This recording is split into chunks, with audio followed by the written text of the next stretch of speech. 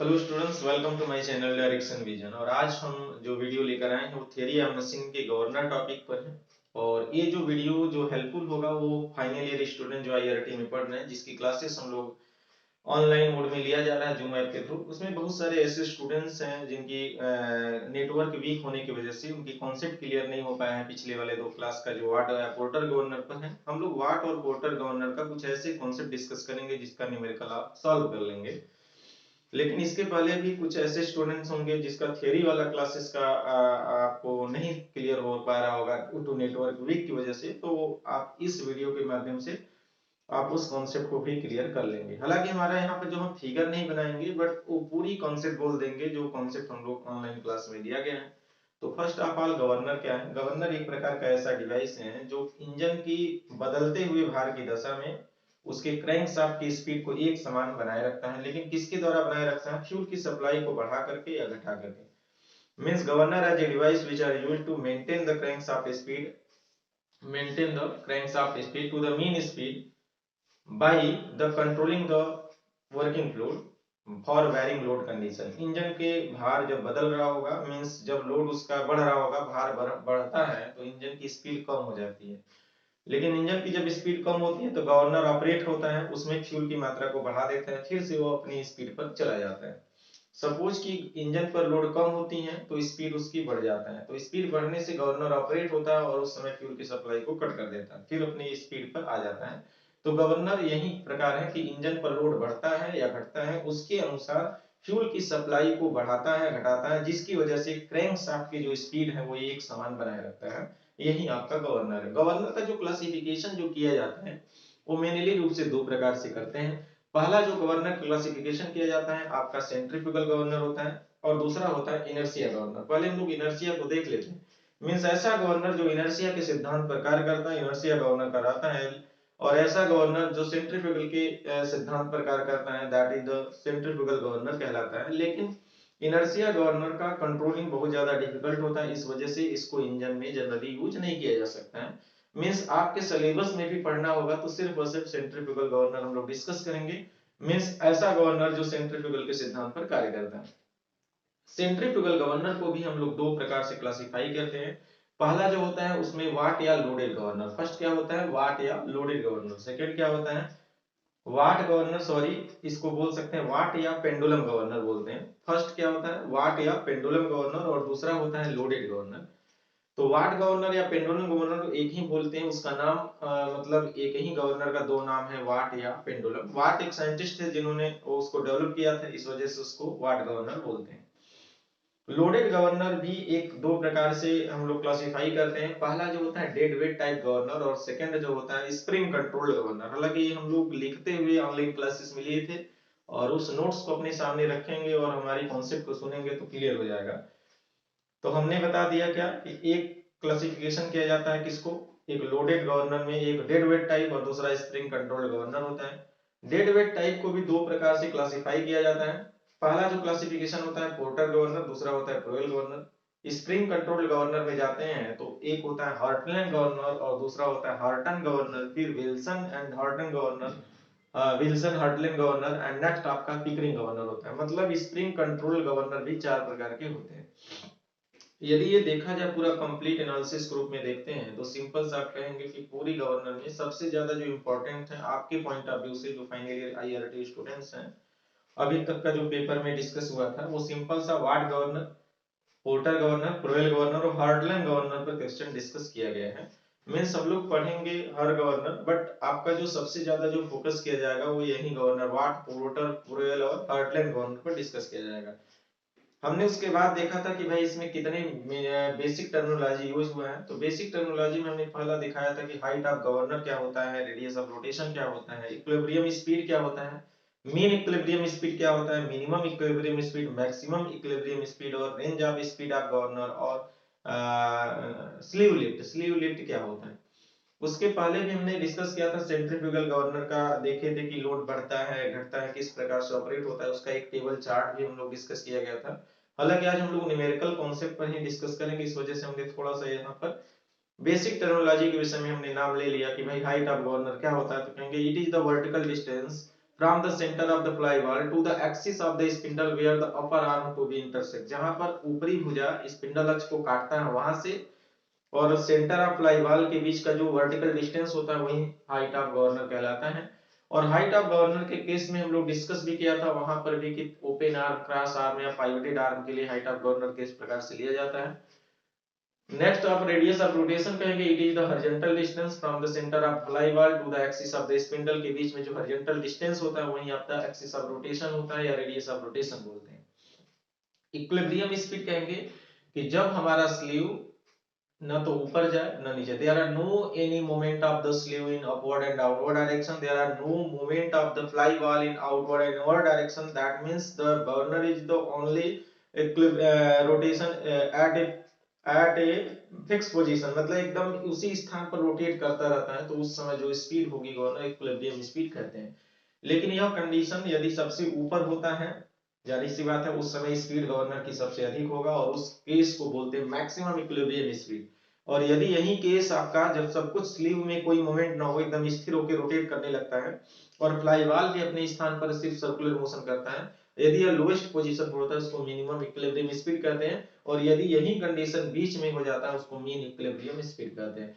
तो minimum, maximum और mean equilibrium speed होता है। यदि हम मैक्सिमम इक्विलिब्रियम स्पीड को मिनिमम इक्विलिब्रियम स्पीड से घटा देते हैं तो उसको बोलते हैं range of speed of governor. It is defined as the ratio of the maximum equilibrium speed to the mean equilibrium speed. It is defined as the difference of, sorry, ratio नहीं, it is defined as the difference of maximum equilibrium speed and minimum equilibrium speed. इसको क्या बोलेंगे, range of speed of governor बोला जाएगा। Next हम लोग discuss करते हैं दी वाट गवर्नर। वाट गवर्नर का अब देखिए थोड़ा सा फार्मूला हम लोग बेस में डिस्कस करेंगे। वाट गवर्नर का जो फार्मूला होता है, वाट गवर्नर,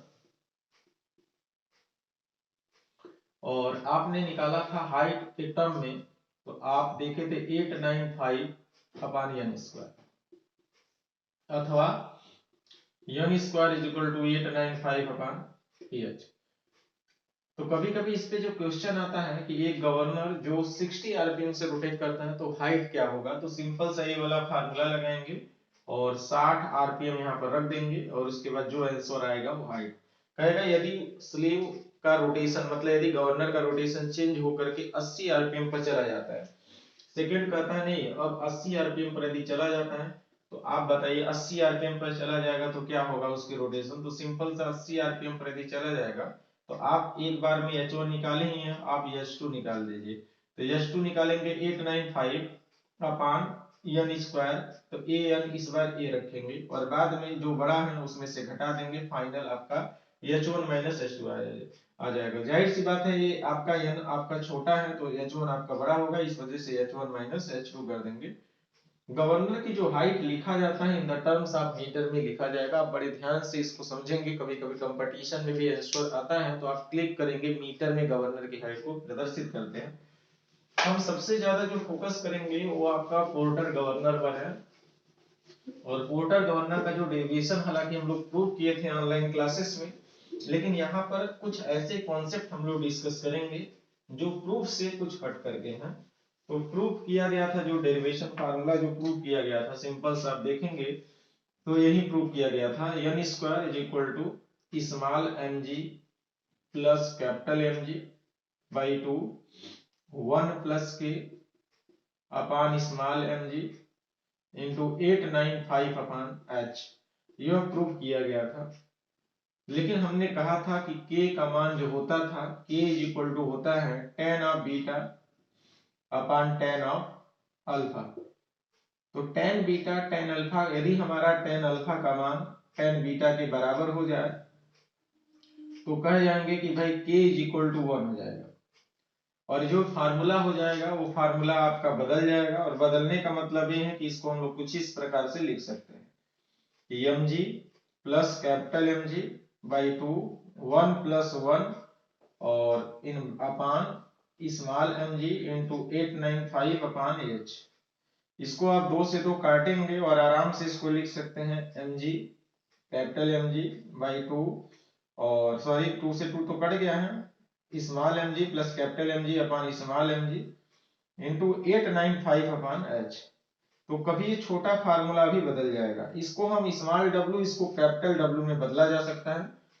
मतलब हो सकता है small w capital W upon small w 895 upon h हो जाएगा, ये n स्क्वायर की जगह लिखा जा सकता है। यदि हम ऊपर नीचे g से भाग भी दे दें मतलब, तो आपका यह फार्मूला जो बदल जाएगा small m capital M upon small m into 895 upon h, तो ये आपका n स्क्वायर हो जाएगा। ये किसी फॉर्म में हम लोग पोर्टर गवर्नर पे लिख सकते हैं, लेकिन ध्यान दीजिएगा इन सभी के केस में जो देखा गया है, हम लोग ये मानते हैं कि there are no any frictional force between the sleeve and the spindle. Spindle और स्लीव के बीच में हम फ्रिक्शन फोर्स को कंसीडर नहीं करते हैं। तो चाहे आप फार्मूला ए लगा लीजिए, और यदि ये बराबर है तो ये फार्मूला यूज कर सकते हैं। इन दोनों में फार्मूला में अंतर क्या है कि यदि आपके न्यूमेरिकल में वेट दिया है मतलब न्यूटन में दिया है, तो समझेंगे फार्मूला हम लोग को W वाला लगाना पड़ेगा, और यदि आपको मास में दिया है तो directly m plus capital M upon small m into 895 upon h लिख सकते हैं। मतलब मास में लिखा है होंगे तो ये लिखेंगे, और यदि आपको न्यूटन में दिया है तो आप ये यूज कर सकते हैं। लेकिन अभी जो हम लोग कॉन्सेप्ट डिस्कस कर रहे हैं, there are no any frictional force between the sleeve and the spindle. Spindle और स्लीव के बीच में किसी प्रकार का फ्रिक्शन फोर्स इंड्यूस नहीं हुआ है। यदि मान लेते हैं कि फ्रिक्शन फोर्स F जो होता है स्लीव और स्पिंडल के बीच में कार्य करता है, तो यह फार्मूला किस प्रकार से बदल जाएगा। अब बड़े ध्यान से हम लोग इसका फिर अभी ये मिटाते हैं, आप कॉन्सेप्ट देखिए और फार्मूले में आप परिवर्तन देख लेंगे कि किस प्रकार से होता है। यदि हम किसी एक वाट या फ्लोटर गवर्नर का ही फिगर हम लोग डिस्कस करते हैं, तो कुछ इस प्रकार से आपका ये फिगर बनता है। ये आपका कुछ इस प्रकार से फिगर हो जाता है।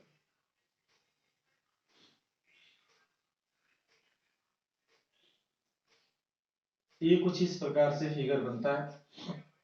हम लोग यहाँ पर फ्लाई बॉल बना देते हैं, और ये फ्लाई बॉल हो जाएगा। यहाँ कुछ इस प्रकार से हमारा स्पिंडल है, यह बोलते हैं डेड वेट, जिसको सेंट्रल लोड बोलते थे, सेंट्रल लोड भार। और यहाँ पर ये जो कार्य करता है इसको हम कैपिटल W लोड बोलते हैं। बाकी यहाँ पर जो है वो स्मॉल w इधर कार्य करेगा, स्मॉल w इधर कार्य करेगा, कोई दिक्कत नहीं है। लेकिन जब भी हम कैलकुलेशन करते हैं सिर्फ आधे वाले पोर्शन में किया जाता है, लेकिन इसका कोई लेना देना नहीं है। सिंपल सा बस अभी हम लोग के लिए डिस्कस करना होगा कि जब हम इंजन पर लोड बढ़ता है, ऐसे सिंपल सा बना दे, लोड की स्पीड, यदि लोड बढ़ेगा तो स्पीड जो होगी वो कम होगा, लोड कम होगा तो स्पीड क्या होगा, बढ़ेगा। तो ये जो कम होगा इसको हम मिनिमम इक्विलिब्रियम स्पीड बोलते हैं।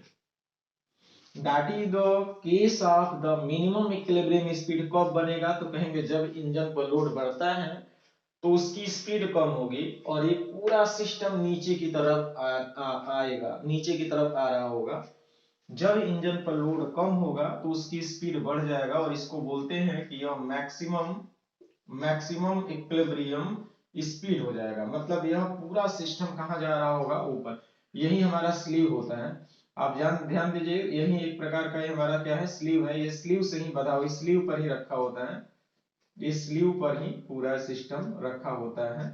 ये कुछ इस प्रकार से स्लीव लगा होता है, और बाद में यहाँ पर एक गवर्नर, यहाँ से हमारा थ्रॉटल वाल्व आदि कुछ इस प्रकार से यहाँ पर हम लोग जिस प्रकार से फिगर बनाए थे, यहाँ पर ये थ्रॉटल वाल्व के तौर पर ये इस प्रकार से गवर्नर होता है। तो ओवरऑल हम बस इतना यहाँ बता रहे हैं कि ये पूरा सिस्टम नीचे कब जा रहा है, कब ऊपर आ रहा है। बताइए, जब हमारा लोड बढ़ता है तो इसकी स्पीड कम हो जाएगी, और उस केस में हम उसको मिनिमम इक्विलिब्रियम स्पीड कहते हैं, और जब नीचे आके रुक जाता है। और यदि हमारा लोड कम होता है तो उसकी स्पीड क्या हो जाएगी, बढ़ जाएगी, और बढ़ जाएगी जिस समय बढ़कर रुक जाता है उसको मैक्सिमम इक्विलिब्रियम स्पीड कहते हैं। जिस समय नीचे आ रहा होगा, there are no any friction, that formula will be derived that n square is equal to small mg plus capital mg by 2 1 plus k upon small mg 895 upon h होता है। यदि हमारा पहला कंडीशन में यह n1 है तो यहाँ पर हम लोग इसको h1 कर देंगे, और दूसरे केस में यदि यह n2 है, that is the minimum equilibrium speed, मतलब मान लेते हैं n1 है और दूसरा केस में मान लेते हैं n2 है, तो n2 will be mg plus capital mg by 2 1 plus k upon small mg into 895 upon h2। यह दो फॉर्मेट में अवेलेबल फार्मूला हो गया, एक जब उसका मिनिमम इक्विलिब्रियम स्पीड के केस में और दूसरा जब मैक्सिमम इक्विलिब्रियम स्पीड के केस में। इक्विलिब्रियम का मतलब होता है कि यह गवर्नर जहां पर जाकर के वहीं पर रुक जाता है, मतलब यह स्लीव उस समय किसी प्रकार ना तो ऊपर जा रहा है ना तो नीचे आ रहा है, मतलब यह नीचे आके रुक गया मिनिमम इक्विलिब्रियम स्पीड, यह ऊपर जाकर के रुक गया मैक्सिमम इक्विलिब्रियम स्पीड, यह दो केस में आ गया। यह फार्मूला तब वैलिड होता है जब हमारा फ्रिक्शन फोर्स न दिया हो। If the friction force present between the sleeve and the spindle, ये जो स्पिंडल है ये वाला, इसको हम लोग बोलते हैं स्पिंडल, यदि स्लीव और स्पिंडल के बीच में फ्रिक्शन फोर्स हम लोग मानते हैं तो यह फार्मूला बदलेगा, और फार्मूला किस प्रकार से बदलेगा वही हम लोग कॉन्सेप्ट यहाँ डिस्कस करने का प्रयास कर रहे हैं। फॉर मिनिमम इक्विलिब्रियम स्पीड, जिस समय मिनिमम इक्विलिब्रियम स्पीड हो रहा है या फिर मिनिमम स्पीड जब हो रहा है, जब पूरा सिस्टम नीचे की तरफ आ रहा है, तो जानते हैं फ्रिक्शन फोर्स हमेशा अपोजिट डायरेक्शन में कार्य करता है। मतलब यदि हम बॉडी यदि हमारा कोई बॉडी, सपोज ये बॉडी है और ये बॉडी मूव कर रहा है इधर की तरफ, तो फ्रिक्शन फोर्स किधर कार्य कर रहा है, जस्ट अपोजिट डायरेक्शन में कार्य करता है। तो यदि स्लीव पूरा नीचे की तरफ आ रहा है तो फ्रिक्शन फोर्स किधर कार्य करेगा, ऊपर की तरफ कार्य करेगा। जस्ट अपोजिट बात करते हैं, जब हमारा पूरा सिस्टम ऊपर की तरफ जा रहा है, ऊपर की तरफ कब जाएगा, फॉर मैक्सिमम इक्विलिब्रियम स्पीड के लिए, मतलब ऊपर की तरफ जा रहा है, तो फ्रिक्शन फोर्स किधर कार्य करेगा, नीचे की तरफ कार्य करेगा। हम यही छोटा सा फिगर को समझाने का प्रयास कर रहे हैं, आप देखेंगे ध्यान से, और यही हम सेंट्रल लोड यहाँ बना दे रहे हैं कुछ इस प्रकार से।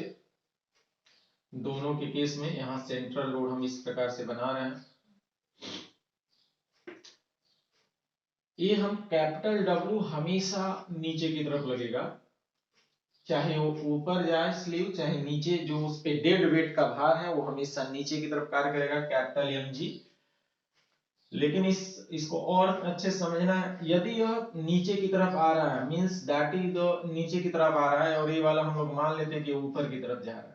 जब यह नीचे की तरफ डाउनवर्ड मूवमेंट हो रहा है, क्या हो रहा है, डाउनवर्ड मूवमेंट, डाउनवर्ड, और ये हो रहा है अपवर्ड। तो जब डाउनवर्ड ये आ रहा है, नीचे की तरफ आ रहा है, तो फ्रिक्शन फोर्स किधर कार्य करेगा, तो कहेंगे ऊपर की तरफ कार्य करेगा, F ऊपर की तरफ कार्य करेगा। यदि वो ऊपर की तरफ जा रहा है तो फ्रिक्शन फोर्स किधर कार्य करेगा, कहेंगे नीचे की तरफ कार्य करेगा। अब बताइए टोटल फोर्स नीचे की तरफ कितना हो जाएगा, टोटल लोड कितना हो जाएगा, टोटल लोड नीचे की तरफ कार्य करने वाला कैपिटल W माइनस F, और टोटल लोड इसके लिए कितना हो जाएगा, टोटल लोड इसके लिए कितना हो जाएगा भाई, कैपिटल W हमेशा नीचे की तरफ है, उसको हम नीचे की तरफ एक स्टैंडर्ड माने हैं, पॉजिटिव माने हैं, और ये भी नीचे की तरफ लग रहा है, तो जाहिर सी बात है कैपिटल W प्लस F। तो capital W minus F, capital W plus F, तो ये फार्मूला हो जाएगा। यानी हम लोग का एक नया जो फार्मूला डिराइव होगा, हम लोग कुछ इस प्रकार से लिखते हैं, यदि मान लेते हैं F is the friction force between sleeve and spindle, तो formula n square is equal to small mg plus capital mg plus minus f by 2 1 plus k, in bracket में लिख लेंगे small mg into 895 upon h। यह formula हो जाएगा जब हमारा friction force आता है तब के लिए।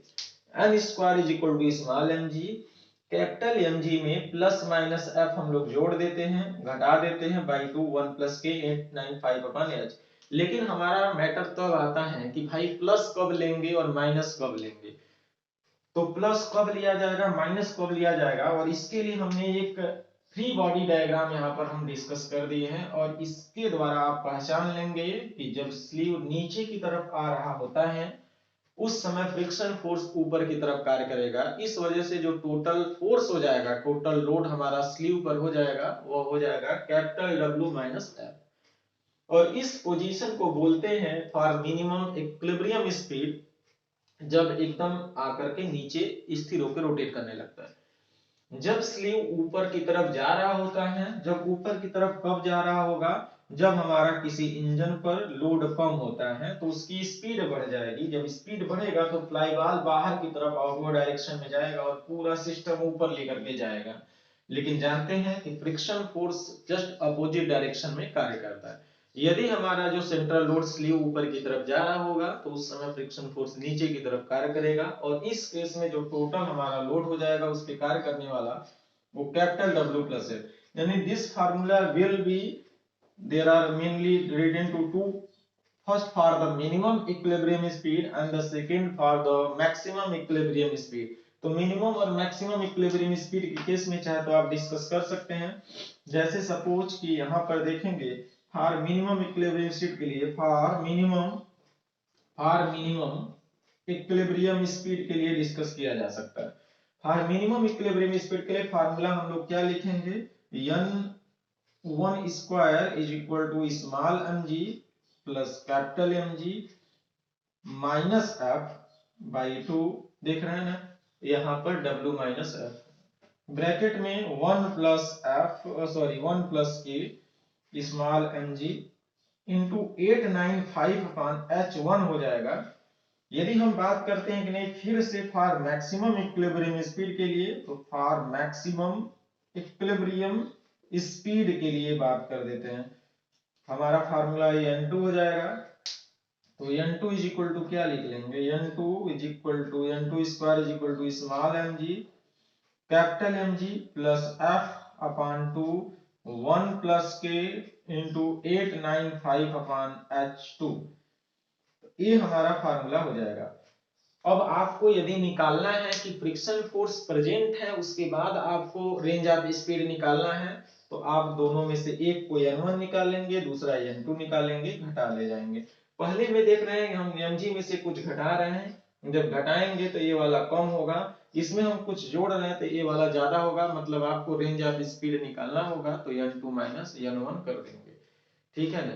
तो जब हम फ्रिक्शन, बिना फ्रिक्शन के हम रेंज ऑफ स्पीड गवर्नर का निकालेंगे तो उसमें कुछ कम आएगा। जब फ्रिक्शन को कंसीडर करके हम रेंज ऑफ स्पीड निकाल देंगे तो रेंज आपका स्पीड जो है गवर्नर का वो थोड़ा सा बढ़ा हुआ मिलेगा।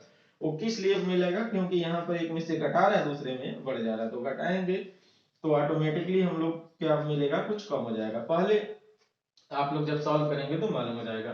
तो ओवरऑल हमको ये बताना है कि हमारा फार्मूला पहले ए था, जब तब था जब कोई इसके बीच में फ्रिक्शन फोर्स नहीं कार्य कर रहा है। यदि हमारे स्लीव और स्पिंडल के बीच में फ्रिक्शन फोर्स कार्य कर रहे हैं तो समझ जाएंगे कि हमारा फार्मूला बदल जाएगा। कंफ्यूजन कहाँ होता है कि चूंकि हम लोग जो फार्मूला जानते हैं, फार्मूला क्या जानते हैं, कुछ इस फार्मूले को हम लोग कुछ अलग प्रकार से लिखा जा सकता है। कैसे लिखा जा सकता है, जब k का मान 1 हो जाता है तो काट देते हैं लोग, k का मान 1 हो जाएगा तो फार्मूला बदल जाएगा, small mg capital mg by 2 1 into 895 upon h हो जाएगा। ये हम लोग कुछ इस प्रकार से इसको g हटा देते हैं, g हटा करके स्मॉल m अपॉन a।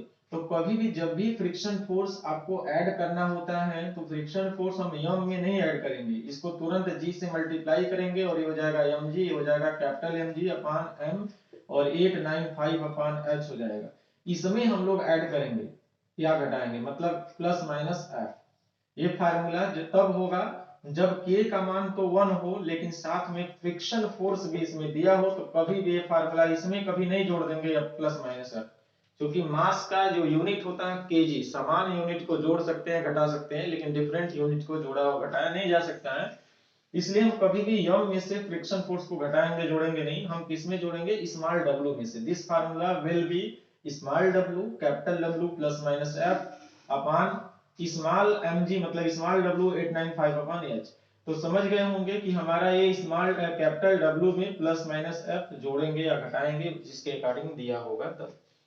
अब हम आते हैं k का मान कब 1 हो सकता है, k का मान कब 1 नहीं हो सकता है, उसको बाई ट्रिग्नोमेट्री के द्वारा आप सॉल्व करेंगे। तो आप समझ गए होंगे, इसको मिटा रहे हैं। हम k के मान को देखते हैं। चलिए तो k के मान को हम देखते हैं कि k का मान कब 1 होगा और कब 1 नहीं होगा। सिंपल सा पहला क्वेश्चन का टाइप, क्वेश्चन नंबर 1 का टाइप क्या है, गवर्नर में दिया रहेगा। यदि पोर्टर गवर्नर में क्वेश्चन नंबर 1 का टाइप कहेगा एक गवर्नर जिसके भुजाएं प्रत्येक भुजा की लंबाई समान है,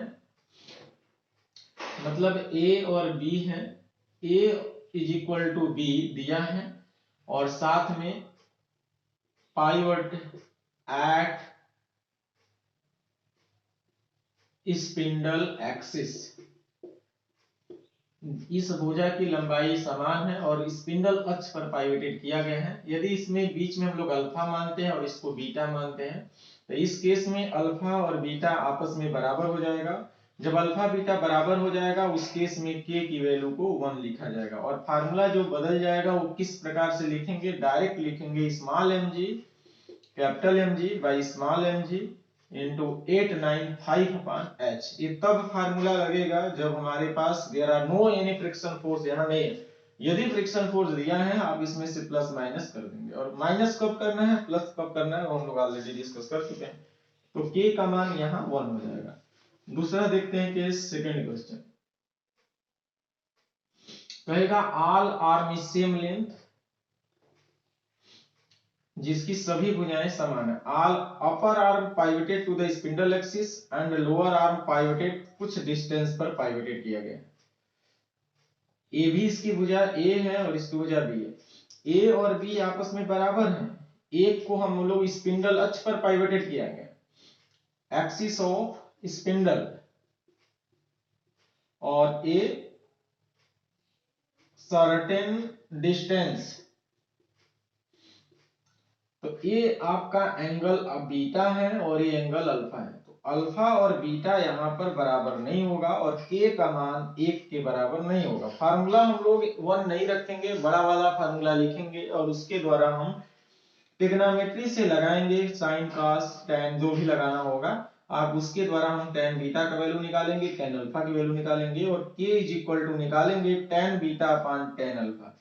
जो आएगा हम फार्मूला में रखेंगे, एज इट इज करेंगे। आप समझ गए होंगे दूसरे क्वेश्चन का टाइप हो गया, हम मिटा रहे हैं उसी के द्वारा सेकंड क्वेश्चन को डिस्कस करेंगे। अब कहता क्या है कि एक गवर्नर जिनकी सभी भुजा की लंबाई समान है। क्वेश्चन नंबर थर्ड का टाइप है पोर्टर गवर्नर जिनकी सभी भुजाएं की लंबाई समान है, यानी यह भी समान है। एक आपका कुछ दूरी पर पाइवटेड है और दूसरा कुछ दूरी पर पाइवटेड है भाई, मतलब ए आपका x दूरी पर दूसरा y दूरी पर, यानी ए कुछ, यानी ए मान लेते हैं अल्फा और ए जो बनाया होगा वो बीटा बना रहा होगा। यह ए है और ये बी है, मतलब ए और बी आपस में भुजा तो बराबर हैं लेकिन x दूरी पर, मींस एट x डिस्टेंस बराबर नहीं है, एट y डिस्टेंस पर पाइवटेड किया गया है। अब बताइए क्या अल्फा और बीटा आपस में बराबर होगा, कहेंगे बिल्कुल नहीं होगा और उस केस में k का मान भी 1 के बराबर नहीं होगा। आपको k का मान tan beta upon tan alpha निकालना पड़ेगा और निकाल करके बड़ा वाला फार्मूला लगाएंगे उसमें रख देंगे। तो इस प्रकार से भी क्वेश्चन आप में आता है। पहला कंडीशन के लिए सपोज कि r1 दे दिया, r1 that is the radius of rotation for this, हमेशा हॉरिजॉन्टल डिस्टेंस होता है सेंटर ऑफ फ्लाईबॉल से एक्सिस ऑफ रोटेशन, मतलब स्पिंडल अक्ष के बीच की दूरी को आपका गवर्नर का रेडियस बोलते हैं। हाइट को हमने बताया था कि जब इसको आगे मिलाएंगे जहां कट करता है यही आपकी ऊंचाई हो जाता है। तो आप किसी भी तरीके से ट्रिग्नोमेट्री लगा के आपको सॉल्व करना पड़ेगा, मतलब यह एक क्वेश्चन का फॉर्मेट है, इतने तरीके का क्वेश्चन आपको पुटअप होता है। नेक्स्ट हम लोग और टाइप देखते हैं। और टाइप सपोज कि गवर्नर की जो भुजा है वो बराबर नहीं है, मींस दोनों ए अक्ष पर पाइवटेड किया गया, मतलब लेकिन ए और बी जो है वो ए और बी आपस में बराबर नहीं है लेकिन ए स्पिंडल अक्ष पर पाइवटेड किया गया, मींस दोनों ही कहां पर पाइवटेड है, एक्सिस पर, सेम एक्सिस पर पाइवटेड है। तो ओवरऑल हम बोल सकते हैं क्या, सेम एक्सिस हम लिख दे रहे हैं, सेम एक्सिस पर पाइवटेड है। तो क्या आप बीटा इसको मानते हैं अल्फा मानते हैं, that is the angle of inclination of the upper arm from the spindle axis.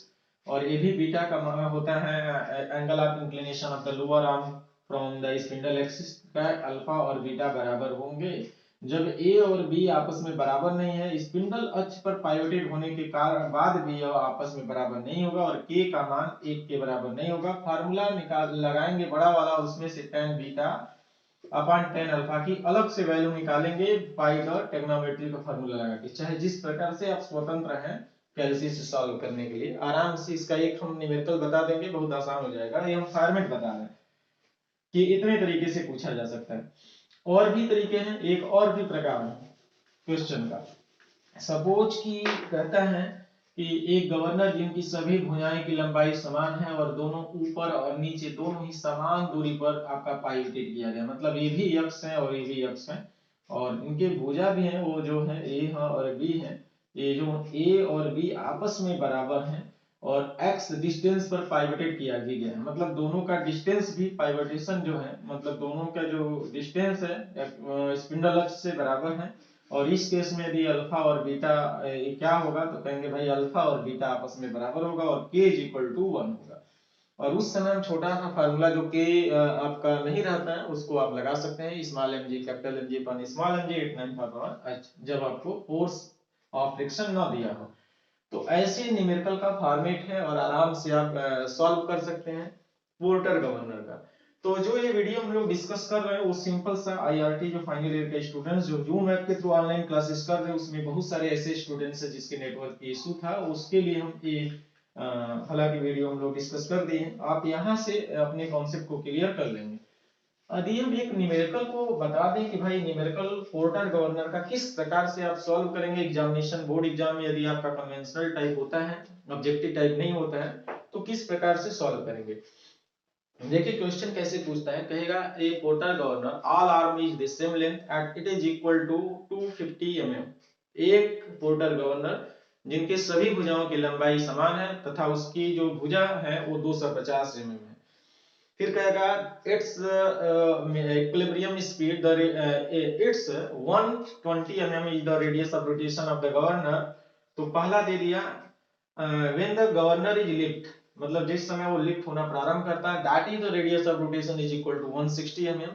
तो आपसे सिंपल सा क्या बोलेगा कि एक गवर्नर, तो फर्स्ट आप यहाँ हेडिंग डालेंगे क्या, सॉल्यूशन, सॉल्यूशन यहाँ हेडिंग डाल लेंगे और यहाँ पर स्टेप फर्स्ट लिखेंगे। हम स्टेप बता दे रहे हैं, आप कैलसी से सॉल्व करेंगे अपने से। इसमें लिखेंगे गिवन डेटा, गिवन डेटा यहाँ पर कर लेंगे गिवन डेटा।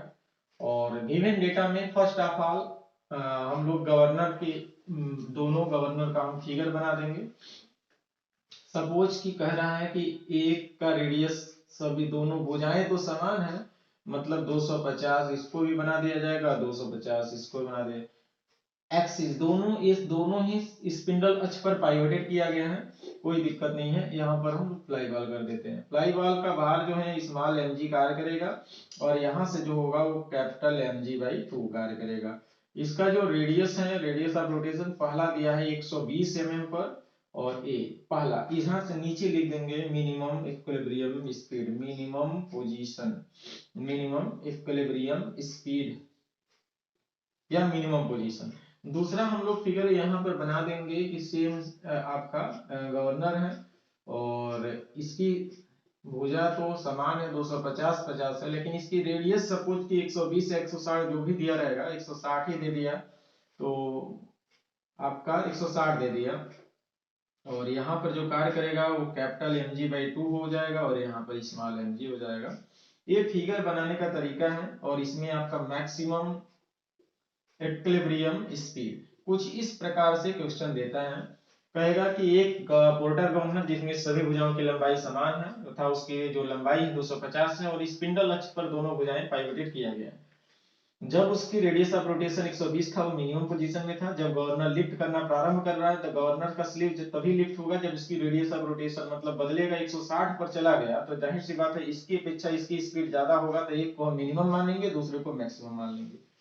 अब इसका चाहे तो नाम दे देते हैं भाई पी क्यू आर ना एस, ऐसे दे देते हैं पी क्यू आर एस, नाम अपने से कुछ भी दे सकते हैं। अब भुजा की लंबाई देना है तो P S is equal to 250 mm और रेडियस देना है रेडियस देना r is equal to S Q is equal to 120 mm।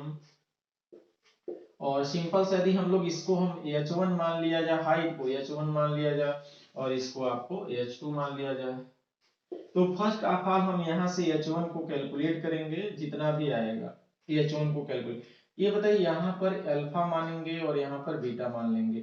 आप देख रहे हैं ना दोनों भुजाएं, सब भुजाएं बराबर, मतलब ये और ये आपस में बराबर है और ये कहीं अक्ष पर पाइवोटेड है, तो सिंपल से यहाँ पर यही कहेंगे कि अल्फा और आपका बीटा क्या है, बराबर है। के की वैल्यू 1 हो जाएगा, के की वैल्यू 1 हो जाएगा, कोई दिक्कत नहीं है। यहाँ पर बीटा की वैल्यू निकालने की कोई आवश्यकता नहीं है, अल्फा की वैल्यू भी निकालने की कोई आवश्यकता नहीं है। यहाँ पर यदि हम चाहे तो अल्फा 1 मान लें और यहाँ पर बीटा 1 मान लें, तो जाहिर सी बात है यहाँ पर भी alpha 1 is equal to beta 1 हो जाएगा, के की वैल्यू यहाँ 1 हो जाएगा। तो कोई जरूरी नहीं है कि आप बीटा 1 या अल्फा 1 निकालिए, आराम से यहाँ पर हम h1 की वैल्यू कैलकुलेट कर लेंगे।